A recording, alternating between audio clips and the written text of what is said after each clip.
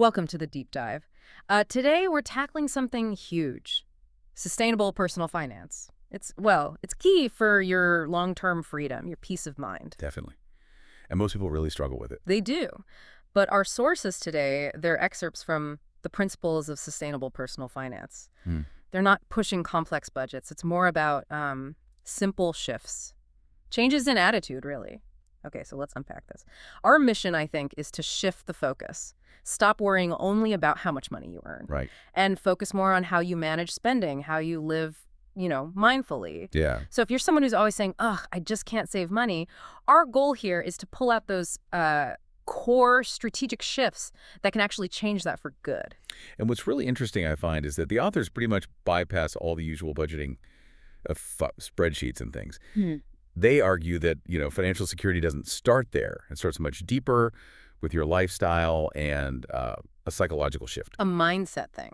Exactly. So we're looking at techniques that build that long-term security, but through habits that you can actually stick with, sustainable habits. That makes sense. So let's start right there with that foundation, the mindset shift. The very first principle the sources highlight is minimalist living. Okay.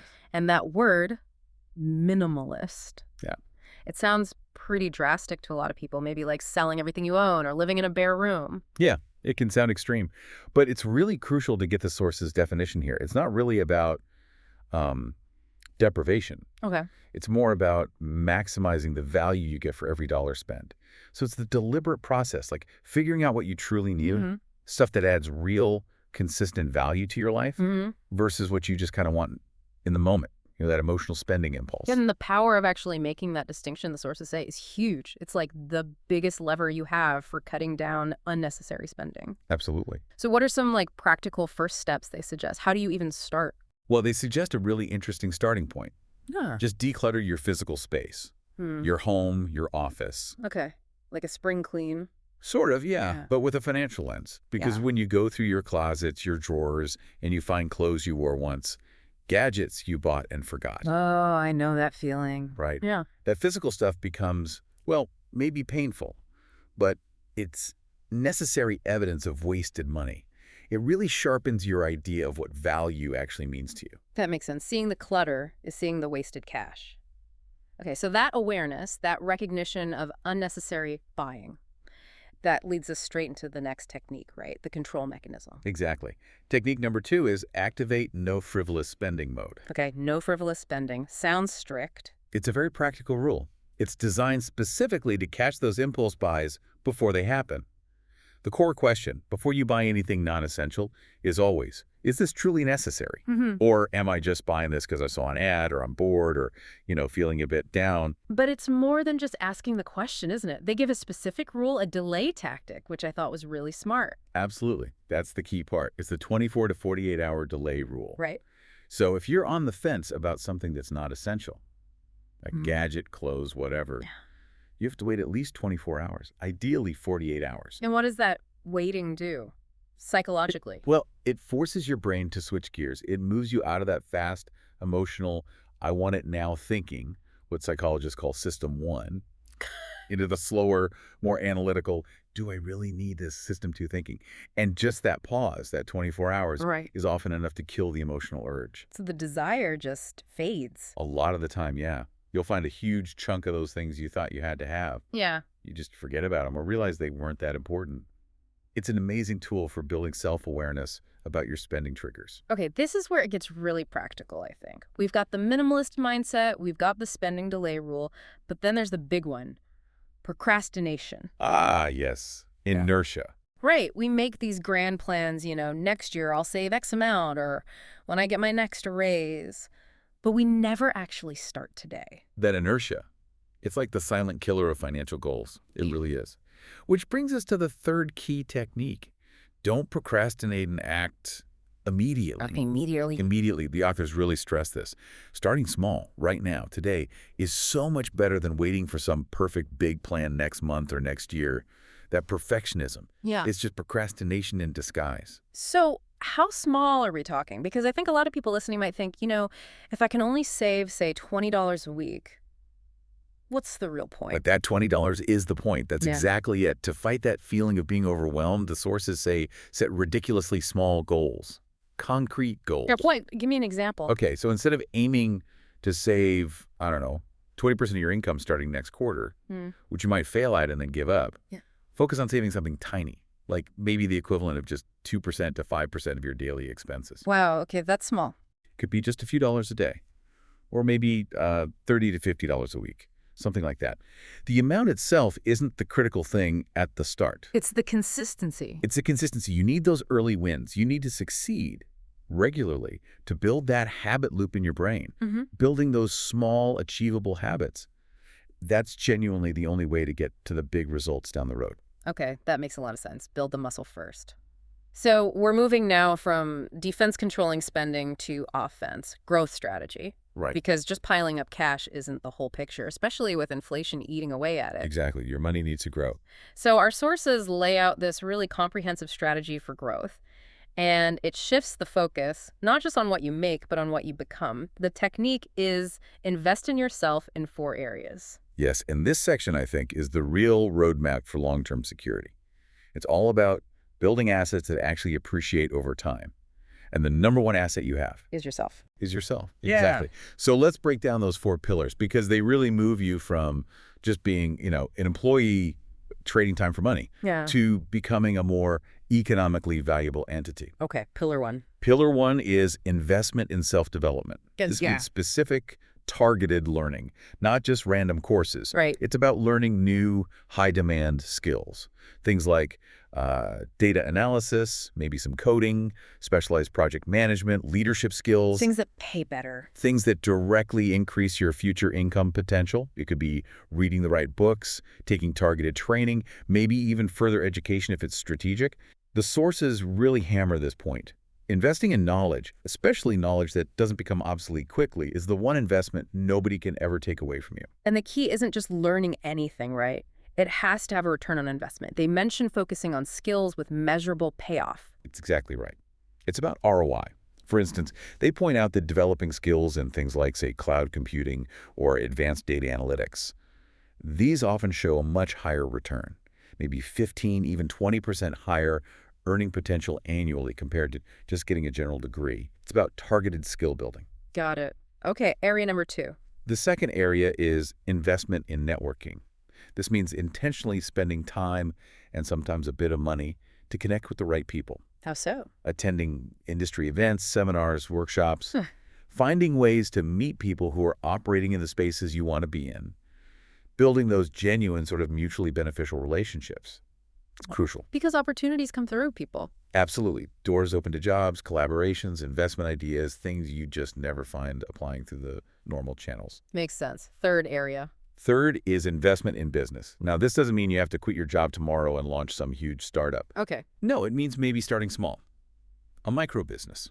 A simple online side hustle. Something that leverages those new skills you're developing to create another income stream. Diversification. Exactly. Don't rely on just one paycheck. And the 4th pillar. And finally, the 4th pillar is financial investment. This is where the money you've managed to save starts working for you, moving beyond just a basic savings account. Right, into the market. Into learning about investing. The sources lean heavily towards reliable, understandable instruments, things like low-cost, broadly diversified index funds. They really recommend those for consistency. Much less volatile generally than trying to pick individual stocks. Okay, so self-development, networking, side business, financial investment, that makes a clear pathway. And that transition, moving your time and money away from just active work towards creating assets, that leads right into the next big strategy, creating passive income. Yes, passive income. Income that ideally keeps flowing in without demanding your constant active hour-by-hour work. But let's clarify this because passive income sometimes gets a bad rap. It sounds like money for nothing. The sources are clear. It requires work up front. Oh, absolutely. It requires serious front-loaded effort. It's rarely truly passive, especially at the beginning.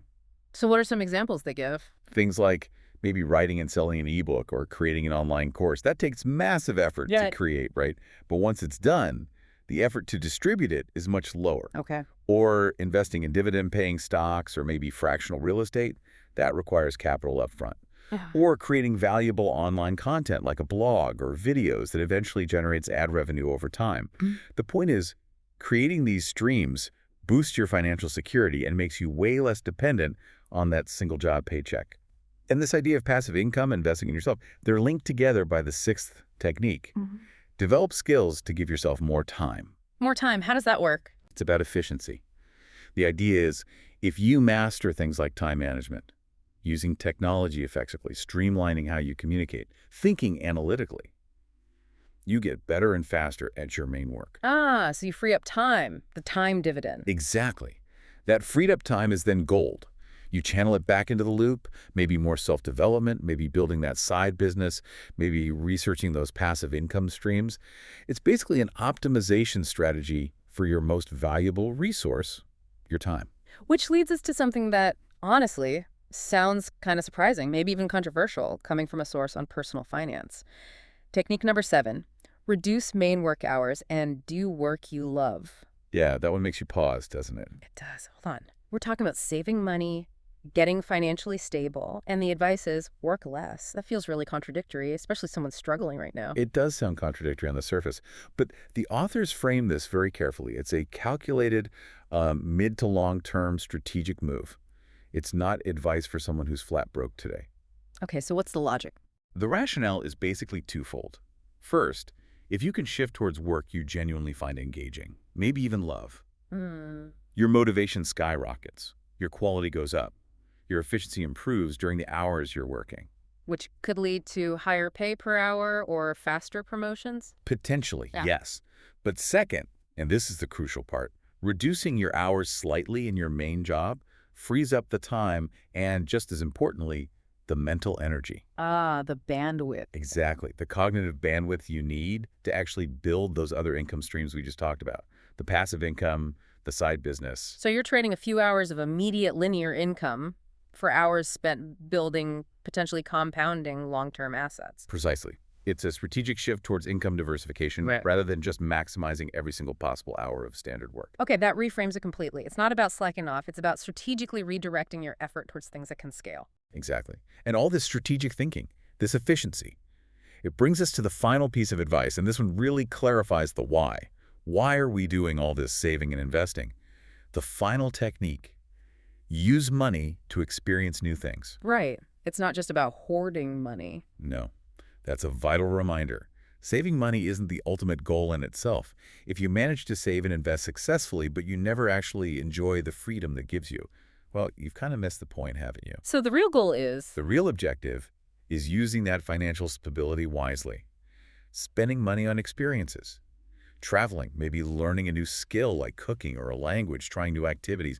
Things that genuinely enhance your quality of life. And the sources contrast this with buying material things, right? They do, strongly. They talk about hedonic adaptation. You know, you buy a new car, a new gadget, and it feels great for a bit. The novelty wears off. Yeah. Exactly. Yeah. You adapt. And then it's just stuff, maybe even clutter or something else to maintain. But spending on experiences, that creates lasting memories. It builds character. It gives you stories. And those things tend to compound into a richer, more meaningful life. They generally provide much more lasting happiness than possessions do. So let's try and bring this all together for you, the listener. This journey from feeling like you're stuck financially to achieving real security, it seems to start with changing some core attitudes. Definitely. Embracing that idea of minimalism, focusing on utility, being strict about avoiding frivolous spending, maybe using that time delay rule, and then strategically investing, not just money, but investing in yourself to build those future income streams. Yeah, the conclusion from these sources is really powerful, I think. It reminds us this isn't some quick fix. It's not an overnight thing. It really requires changing some fundamental attitudes and then slowly, gradually building these small, effective habits. And that consistency matters more than the amount at first. Absolutely. Being consistent in saving, say, just 2% of your income starting today is far more valuable than just vaguely promising yourself you'll save 20% starting next year. And always remember why you're doing it. The goal isn't just to pile up the biggest possible number in your bank account. No. The ultimate goal, as these sources define it, is really to create freedom and happiness in our lives. Starting small today, redirecting that energy towards growth, That's what leads to those big life-changing results eventually. So building on that exact idea, experiences over stuff, and the goal being freedom and happiness, maybe we can leave you with a question to reflect on. Okay. Knowing that experiences often give more lasting value, how could you maybe restructure, just say, 1% of your current weekly spending just this week? How could you shift that tiny amount to prioritize one valuable experience? Could be learning something new, trying a class, planning a small weekend trip, prioritizing that over some potential material purchase you might make. Thinking about that immediate trade-off, what experience could 1% unlock? Yeah. What does that small shift unlock, not just this week, but potentially in the long run for your overall happiness and freedom? Something to think about.